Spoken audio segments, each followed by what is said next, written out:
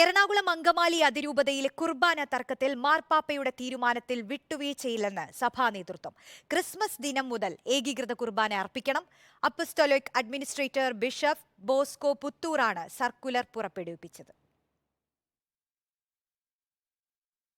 ക്രിസ്മസിന് ഒരു ദിനം ബാക്കി നിൽക്കെയാണ് ഏകീകൃത കുർബാന തർക്കത്തിൽ സിറോ മലബാർ സഭ വത്തിക്കാൻ തീരുമാനം അടിവരയിടുന്നത്.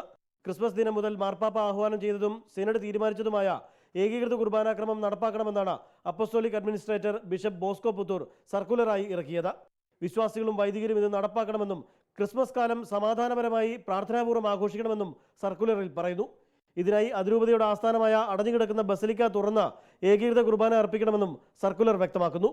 ഏകീകൃത കുർബാന തർക്കവുമായി ബന്ധപ്പെട്ട വത്തിക്കാൻ പ്രതിനിധി ആർച്ച് ബിഷപ്പ് സിറിൽ വാസ് വിശദമായ ചർച്ചകൾ നടത്തിയാണ് മടങ്ങിയത്. ഏകീകൃത കുർബാന നടപ്പാക്കണമെന്നാണ് ബിഷപ്പ് വാസും നിർദ്ദേശിച്ചത്. വിമത വിഭാഗം വൈദികരും വിശ്വാസികളും സഭയുടെ അന്തിമ തീരുമാനത്തോട് എങ്ങനെ പ്രതികരിക്കുമെന്നതാണ് ഇനി കണ്ടറിയേണ്ടത്.